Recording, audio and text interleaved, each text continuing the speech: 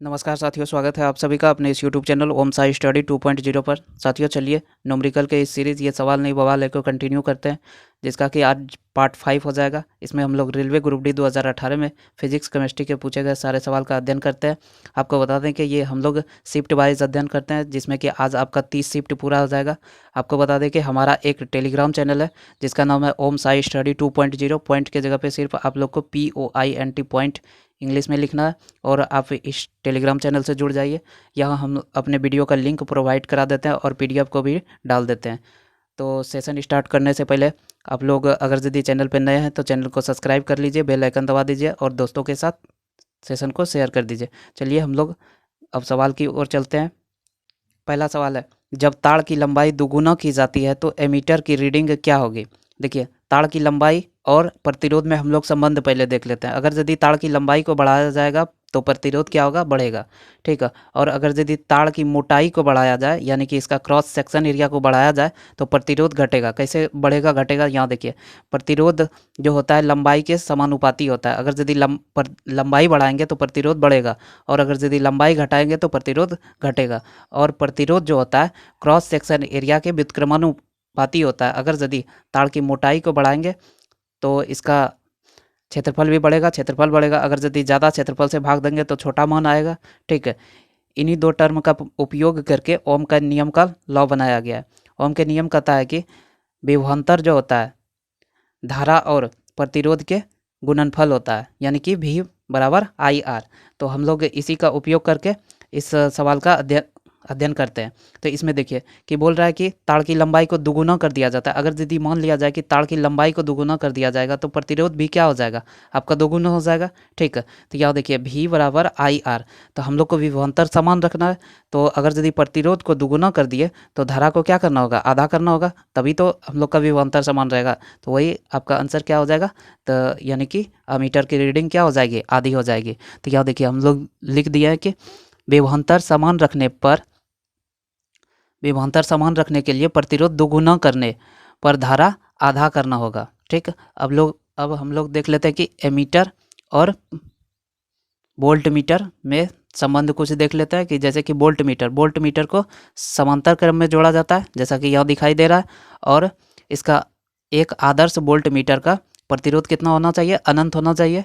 Volt meter से क्या मापा जाता है, विभवांतर मापा जाता है। एमीटर को श्रेणी क्रम में जोड़ा जाता है। इस एक आदर्श एमीटर का प्रतिरोध कितना होना चाहिए, निम्न होना चाहिए। एमीटर क्या करता है, धारा मापता है। ठीक। 100 kg द्रव्यमान वाले एक वस्तु को 6 सेकंड में 5 मीटर प्रति सेकंड से 17 मीटर प्रति सेकंड वेग से एक समान रूप से त्वरित किया जाता है। वस्तु पर लगाए गए बल का परिमाप क्या होगा। बल बराबर हम लोग क्या जानते हैं, F बराबर m×a, यानी कि द्रव्यमान गुना त्वरण।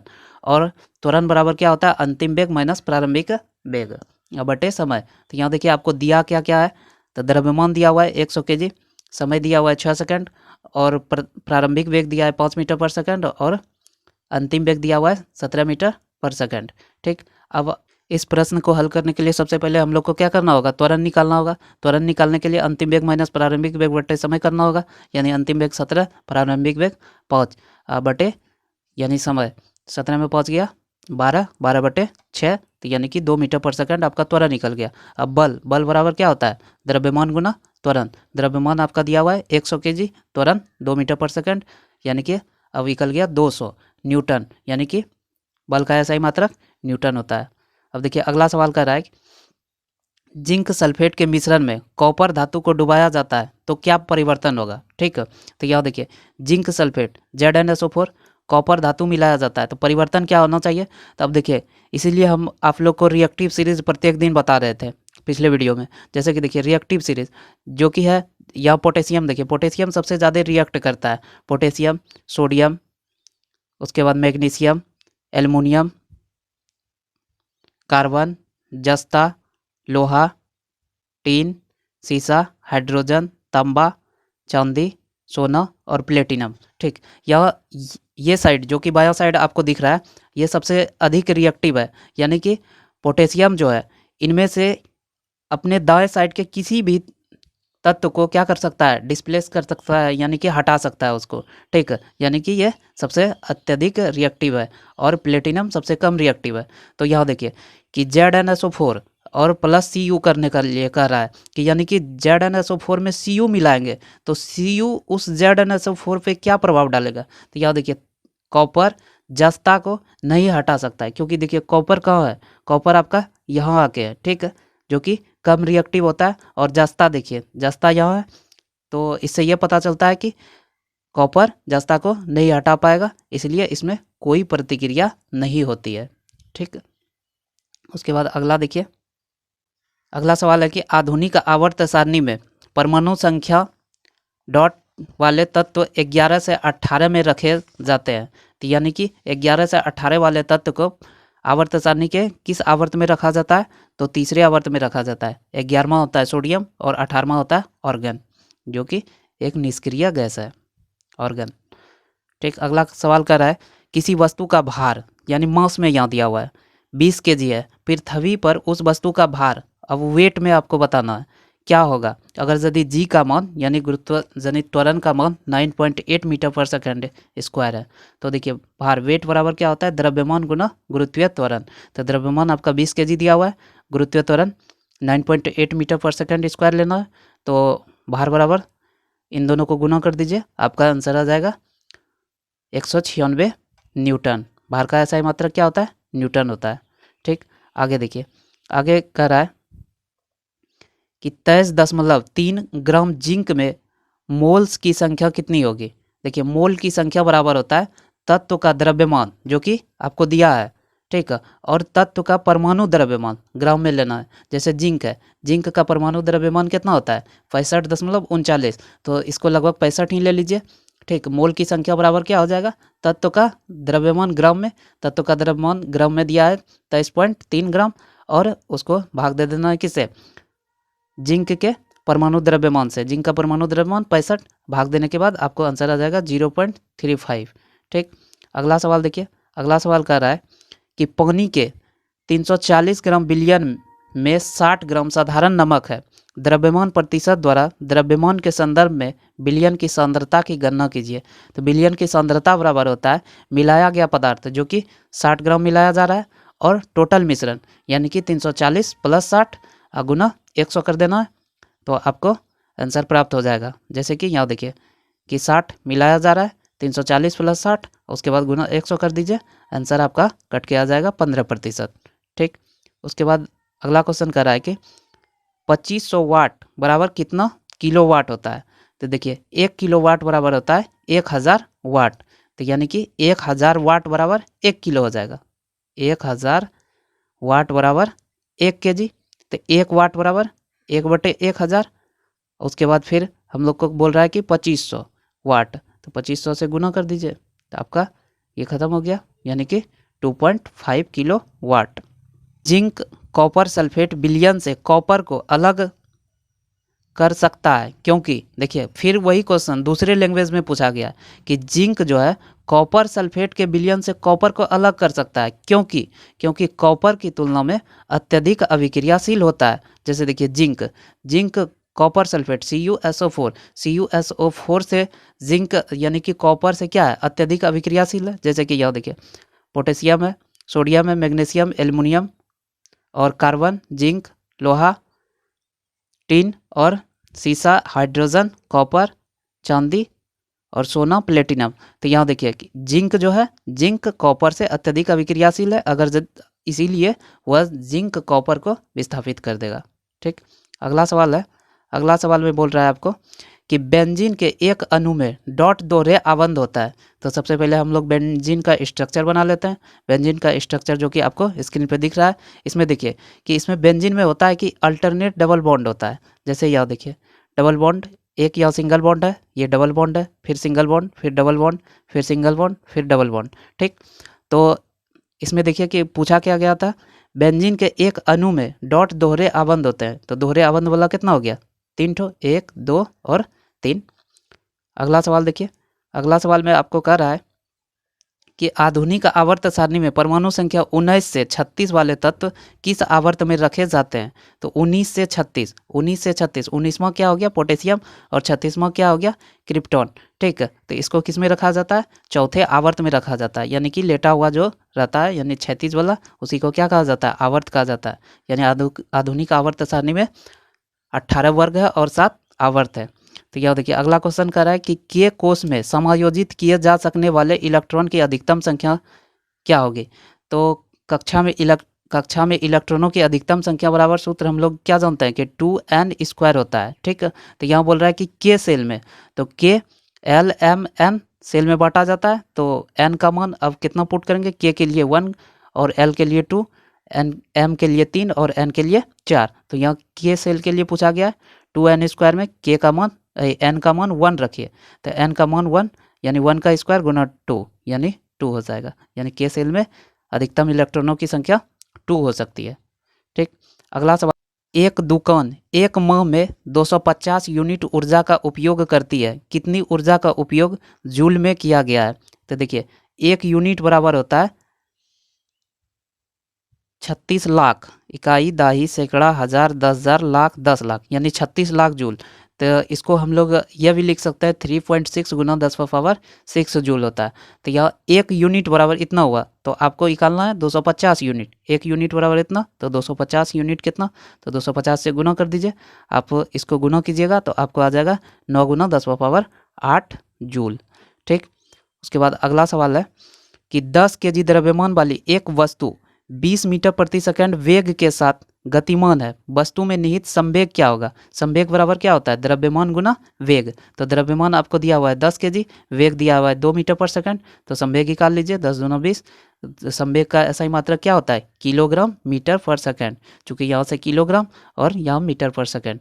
ठीक, आगे देखिए, आगे कह रहा है कि 200 ग्राम द्रव्यमान वाली एक वस्तु का उसकी 10 जूल गतिज ऊर्जा के साथ संवेग क्या होगा। ठीक है, तो यहाँ देखिए कि आपको द्रव्यमान दिया हुआ है और गतिज ऊर्जा दिया हुआ, संवेग पूछ रहा है। तो अब हम लोग देख लेते हैं कि द्रव्यमान रहने के बाद और गतिज ऊर्जा रहने के बाद संवेग और गतिज ऊर्जा में क्या संबंध होता है। ठीक, संवेग और गतिज ऊर्जा में संबंध होता है, जैसे कि देखिए हम लोग जानते हैं कि संवेग बराबर होता है द्रव्यमान गुना वेग, और काइनेटिक एनर्जी यानी कि गतिज ऊर्जा बराबर क्या होता है, हाफ mv²।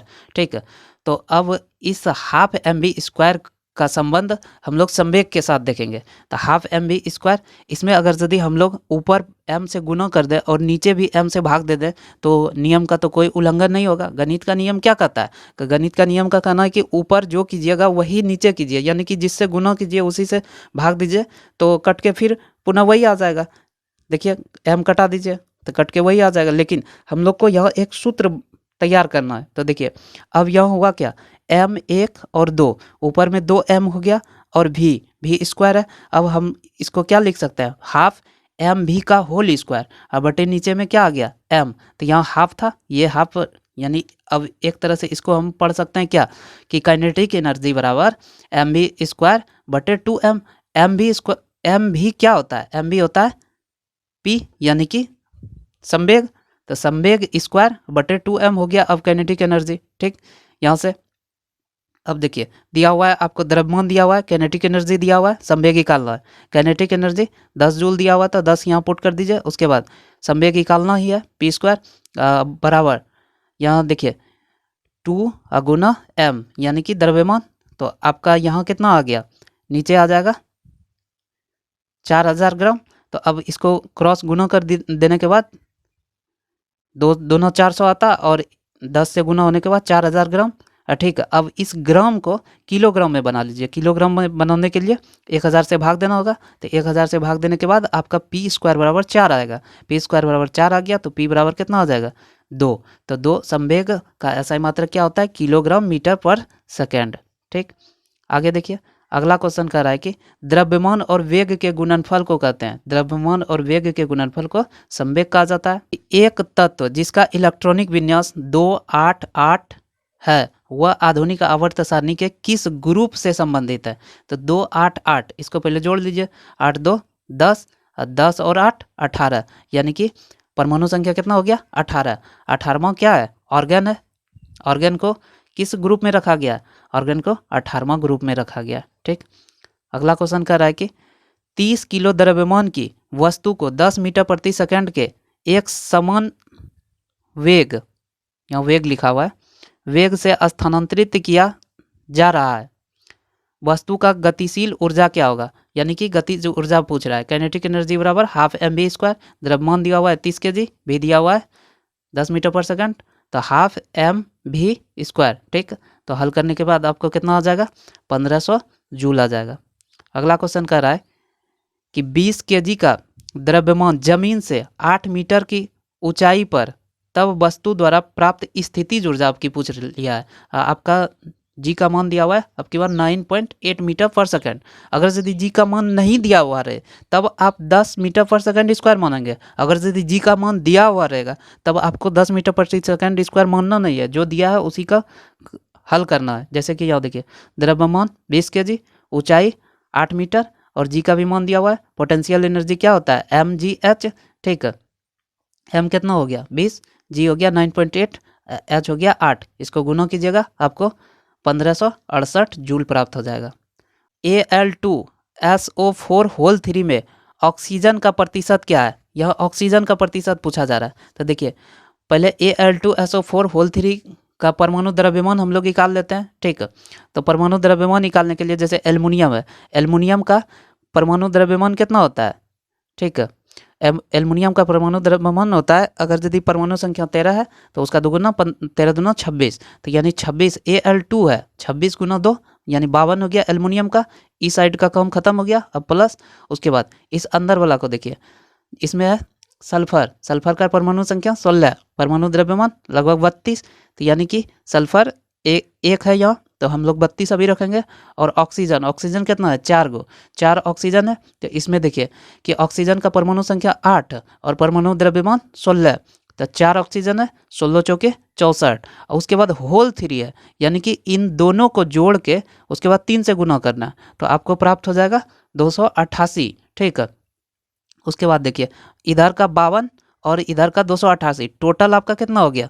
340। ठीक है, यानी Al2SO4 होल 3 का परमाणु द्रव्यमान आपको 340 प्राप्त हो गया। जिसमें पूछ रहा है कि ऑक्सीजन का प्रतिशत क्या होगा, तो सिर्फ हम लोग को ऑक्सीजन रखना है। तो ऑक्सीजन यहाँ देखिए 16 गुना 4, 16 चौकी 64, होल 3 था, तो अब इतनी सा का सिर्फ गुना करना है। इसको गुना करने के बाद आपको आ जाएगा 192। ठीक है, ऑक्सीजन का परमाणु द्रव्यमान यहाँ कितना आ जाएगा? 192। तो ऑक्सीजन का प्रतिशत अब देखना है, तो यानी 192 कितना का? 340 का कितना प्रतिशत है? तो अब इसको हल कर लीजिए, आपको आ जाएगा 56.1%। ठीक, एक कार 5 सेकंड में 18 किलोमीटर प्रति घंटा से 72 किलोमीटर प्रति घंटा तक समान रूप से एक्सेलरेट करती है। कार का त्वरण ज्ञात कीजिए। तो त्वरण बराबर क्या होता है? अंतिम वेग माइनस प्रारंभिक वेग बटे समय। तो प्रारंभिक वेग आपको दिया हुआ है 18 किलोमीटर प्रति घंटा और अंतिम वेग दिया हुआ है 72 किलोमीटर प्रति घंटा और समय आपको दिया हुआ है 5 सेकंड।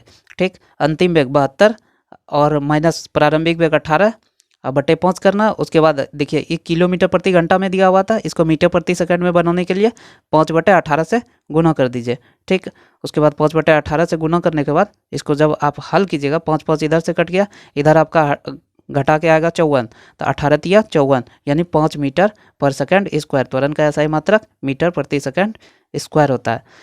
अगला पूछ रहा है कि जब स्थिर बल किसी वस्तु पर 3 सेकंड की अवधि के लिए 8 kg के द्रव्यमान के साथ कार्य करता है तो वह वस्तु के वेग को 4 मीटर प्रति सेकंड से 6 मीटर प्रति सेकंड तक बढ़ा देता है। प्रयुक्त बल की गुरुत्व बताइए। तो यानी इसमें बल पूछा जा रहा है। बल बराबर क्या होता है? द्रव्यमान गुना त्वरण। अगर यदि देखिए यहाँ आपको दिया क्या क्या था, टाइम दिया हुआ था 3 सेकंड और द्रव्यमान 8 kg, प्रारंभिक वेग 4 मीटर पर सेकंड, अंतिम वेग 6 मीटर पर सेकंड। तो इसमें आपको त्वरण नहीं मिल रहा है। अगर यदि त्वरण रहता तब F बराबर m इंटू ए लगा देते, m तो यहाँ पता था। तो त्वरण के लिए क्या जानता है कि अंतिम वेग माइनस प्रारंभिक वेग, यानी 6 में से 4 गया 2/3 यानी कि 2/3 मीटर पर सेकंड स्क्वायर आपका त्वरण निकल गया। और द्रव्यमान बराबर क्या होगा? द्रव्यमान 8 दिया हुआ है तो हम लोग को बल निकालना है। बल बराबर द्रव्यमान गुना त्वरण। द्रव्यमान दिया हुआ है 8 गुना त्वरण 2/3 आपका। अगर यदि हल करने के बाद आ जाएगा 5.33 न्यूटन। ठीक, उसके बाद अगला बोल रहा है कि परमाणु त्रिज्या को मापा जाता है, परमाणु त्रिज्या को नैनोमीटर में मापा जाता है। एक व्यक्ति चट्टान के पास ताली बजाता है और 6 सेकंड बाद उसकी गूंज सुनाई देती है। व्यक्ति से चट्टान की दूरी कितनी है? यह आपको चाल दे दिया हुआ है, चाल दे दिया हुआ है, ध्वनि का चाल दे दिया हुआ है 346 मीटर पर सेकंड। तो देखिए 6 सेकंड में उसको सुनाई दे रहा है पुनः वो लौट के, तो यानी एक बार सिर्फ ध्वनि को जाने में कितना लगा होगा? 3 सेकंड। ठीक, 3 सेकंड आने में। तो अगर यदि हम लोग को अब देखिए समय और चाल पता चल गया तो दूरी निकाल सकते हैं। दूरी बराबर क्या होता है? चाल गुना समय। तो यहाँ देखिए जैसे कि यहाँ से बोला होगा ये चट्टान है, चट्टान से टकरा के 6 सेकंड में आया। ठीक है, तो अगर यदि टकराने का सिर्फ हम लोग बात करें तो कितना में होगा? 3 में होगा, यानी 3 सेकंड में। तो अब एक तरफ की दूरी हम लोग को अगर यदि निकालना है तो यानी कि चाल गुना समय कर दीजिए। चाल 346 गुना समय 3, तो इसको गुना करने के बाद आपको आ जाएगा 1038 मीटर। ठीक, आगे देखिए, आगे पूछ रहा है कि 1 किलोवाट घंटा बराबर कितना जूल होता है? तो हम लोग जानते हैं 3.6 गुना 10⁻6 इकाई होता है। कि तांबे सल्फेट के विलयन में जस्ता मिलाए जाने पर डॉट विस्थापित हो जाता है। देखिए इसी क्वेश्चन को घुमा घुमा के सिर्फ पूछा जा रहा है कि तांबे सल्फेट यानी कि कॉपर सल्फेट CuSO4 उसमें जस्ता मिलाया जाता है तो क्या होगा? तो तांबा को विस्थापित कर देगा, क्योंकि तांबा जो है जस्ता से कम रिएक्टिव होता है। ठीक, तो यहाँ आंसर हो जाएगा तांबा विस्थापित हो जाएगा।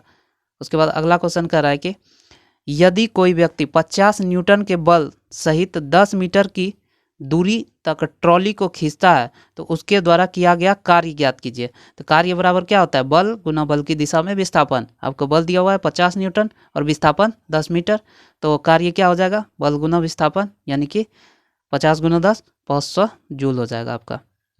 ठीक, उसके बाद अगला कह रहा है कि यदि तरंग 2.5 सेकंड में 20 कंपन पूरी करती है तो इसकी आवृत्ति क्या होगी? आवृत्ति बराबर क्या होता है? प्रति सेकंड में कंपन की संख्या, प्रति सेकंड में कंपन की संख्या, यानी 1 सेकंड में कितना कंपन किया। ठीक है, तो यहाँ देखिए 1 सेकंड में यहाँ दिया हुआ है 2.5 सेकंड में 20 कंपन कर रहा है, तो 1 सेकंड में 20/2.5।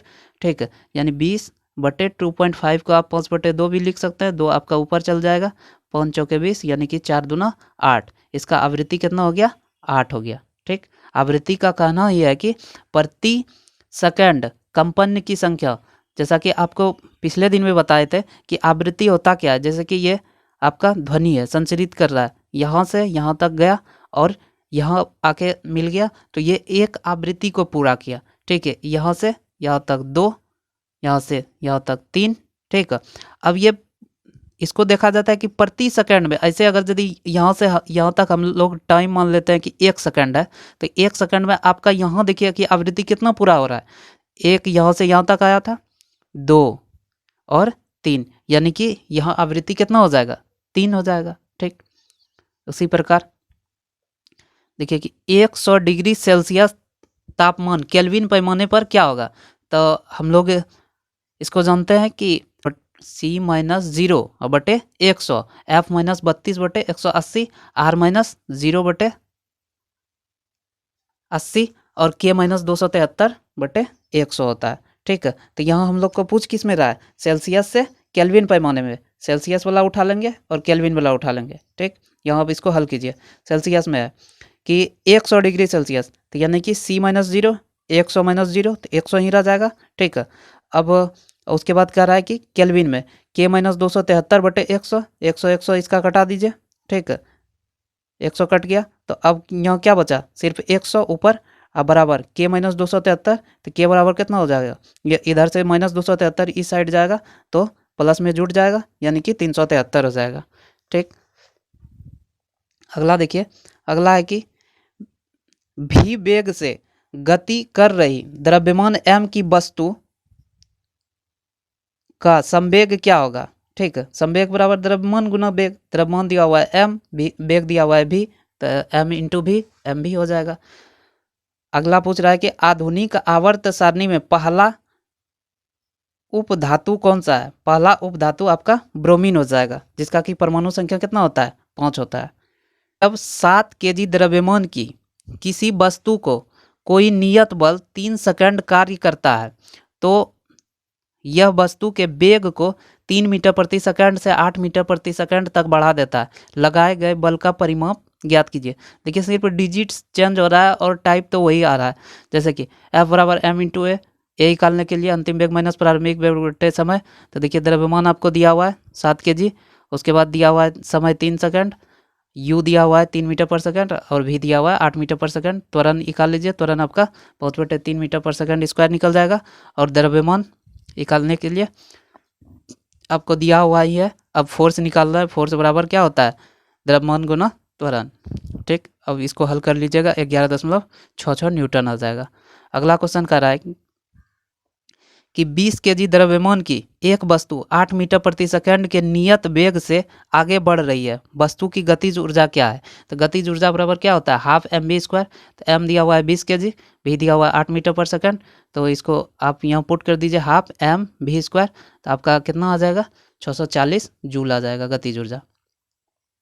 आगे देखिए, आगे कह रहा है कि यदि एक बल्ब 100 जूल की ऊर्जा का उपयोग करता है और 20 सेकंड तक चालू रहता है तो बल्ब द्वारा खपत की गई पावर ज्ञात कीजिए। तो शक्ति बराबर क्या होता है, कार्य करने की दर को शक्ति कहा जाता है और कार्य करने की क्षमता को ऊर्जा कहा जाता है। तो यह शक्ति है, कार्य करने की दर को, तो यह कार्य हो रहा है कितना, कार्य हो रहा है 100 जूल। ठीक है, 100 और दर यानी कि समय कितना लग रहा है 20, तो यानी कि 5 वाट आपका आंसर आ जाएगा। शक्ति का ऐसा ही मात्रक वाट होता है।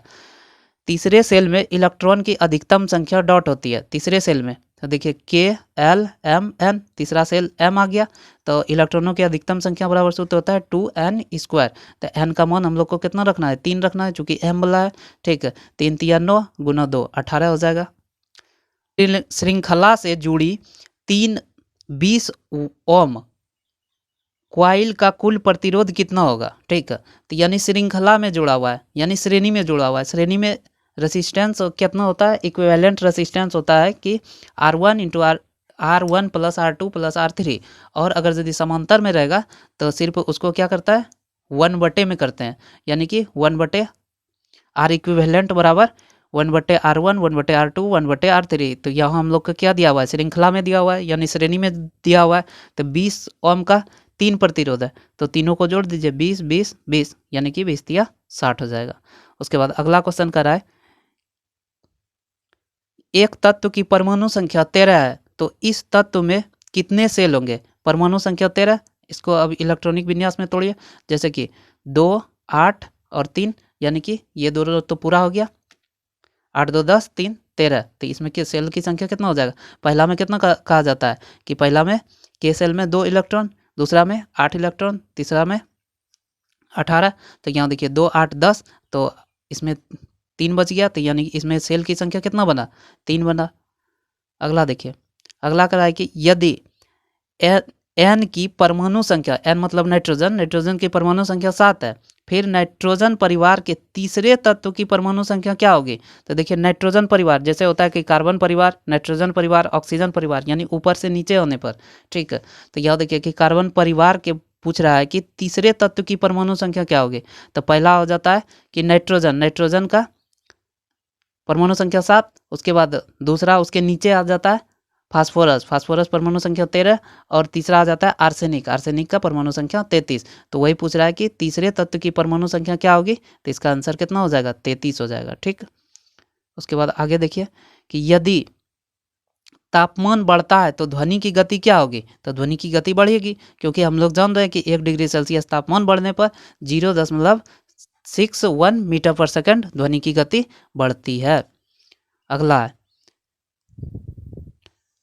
किसी गोलीय दर्पण की परावर्तन सतह का केंद्र वह है जिसे डॉट कहा जाता है। देखिए गोलीय दर्पण, गोलीय दर्पण का परावर्तन सतह का केंद्र पूछा जा रहा है, ये नहीं कि वक्रता केंद्र मार दीजिएगा कि मतलब आर होता है। ठीक है, यहाँ होता है जैसे कि ये गोलीय दर्पण है, इसको आधा दूर से काट दिया गया, आधा दूर से काटने के बाद ऐसा बना, तो इसमें देखिए यहाँ आपका वक्रता केंद्र हो गया। ठीक है, सी, और ये वक्रता केंद्र और पोल के बीच के दूरी को फोकस कहा जाता है, और यहाँ पोल होता है। तो यहाँ देखिए क्वेश्चन जो बोला गया था, क्वेश्चन में बोला गया किसी गोलीय दर्पण की परावर्तक सतह, देखिए ये गोलीय दर्पण, इसका परावर्तक सतह ये हुआ, परावर्तक सतह का केंद्र वह बिंदु है जिसे डॉट कहा जाता है, इसको क्या कहा जाता है, पोल कहा जाता है। ठीक, आगे देखिए, आगे है कि हीलियम के 52 ग्राम में डॉट अणु उपस्थित है। तो अणु की संख्या बराबर हम लोग जान रहे हैं कि तत्व का द्रव्यमान ग्राम में होना चाहिए और तत्व का परमाणु द्रव्यमान ग्राम में होना चाहिए। ये तत्व का द्रव्यमान है, ये तत्व का परमाणु द्रव्यमान है। जैसे हीलियम, हीलियम का परमाणु द्रव्यमान आपका कितना हो जाएगा, 4 ग्राम हो जाएगा। और उसके बाद बोल रहा है कि 52 ग्राम में, ठीक, अणु की संख्या, अणु की संख्या बराबर तत्व का द्रव्यमान ग्राम में, जो कि 52 दिया हुआ है, और तत्व का परमाणु द्रव्यमान जो कि 4 हम लोग निकाल रहे हैं, तो 52 में 4 से भाग दीजिएगा, 13 आपका आंसर आ जाएगा। ठीक, उसके बाद अगला बोल रहा है कि यदि पानी का घनत्व 10⁻³ kg मीटर क्यूब है, ठीक है, और धातु का घनत्व 8.5 गुना 10⁻³ kg मीटर क्यूब, तो धातु की सापेक्ष घनत्व क्या होगी, सापेक्ष घनत्व बराबर होता है वस्तु का घनत्व बटे 4 डिग्री सेल्सियस पर पानी का घनत्व। तो वस्तु का घनत्व दिया हुआ है 8.5 गुना 10⁻³ kg मीटर क्यूब, और पानी का घनत्व दिया हुआ है 10⁻³ kg मीटर क्यूब। तो ये 10⁻³ kg मीटर क्यूब कट गया, तो यानी आपका आंसर कितना आ गया, 8.5 आ गया। यौगिक का प्रायोगिक सिद्ध मूलानुपाती सूत्र CH2 है, इसकी वाष्प घनत्व 90 है। यौगिक का आणविक सूत्र क्या होगा, देखिए यह इसका कोई प्रयोग नहीं पड़ा, आणविक सूत्र क्या होता है और मूलानुपाती सूत्र क्या होता है, इसके बारे में पहले जान लीजिए, उसके बाद इस क्वेश्चन को हल कर लीजिएगा। जैसे कि सामान्य सूत्र, आणविक सूत्र जो होता है, रसायन के अंदर किसी सामान्य प्रकार के यौगिक को व्यक्त करने के लिए एक जरिया है जिसके द्वारा पूरे समुदाय को एक साथ समझाया जा सकता है। जैसे देखिए यहाँ C2H6 ये रासायनिक सूत्र हो गया। अगर यदि इसका मूलानुपाती सूत्र देखा जाता कि यानी इसका मूल तत्व क्या है, ठीक है, तो इसमें देखिए मूलानुपाती सूत्र बराबर पहले आप इसका परिभाषा जान लीजिए, उसके बाद इसको निकालिएगा।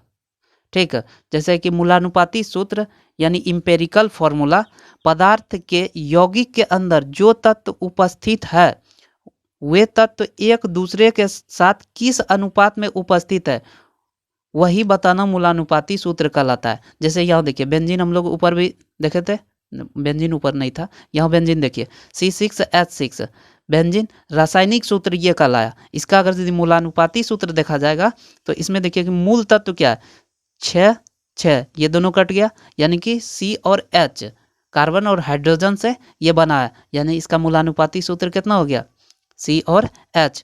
आगे देखिए अगला एग्जाम्पल है कि C2H6 और O ये रासायनिक सूत्र हुआ, इसका मूलानुपाती सूत्र अगर यदि पूछा जाएगा, यानी इसका मूल पूछा जाए, तो इसका देखिए अब आप सोचिएगा कि इसका 2 1 2 3 दूना 6, अब इसमें तो है ये ना 2 से कटने वाला, तो इसको ऐसा करते हैं कि 0 पर पावर 1/2 लिख देते हैं, तो आपका ये क्या हो जाएगा, गलत हो जाएगा। ठीक है, यानी कि 3 तत्व है तो तीनों का कटना चाहिए।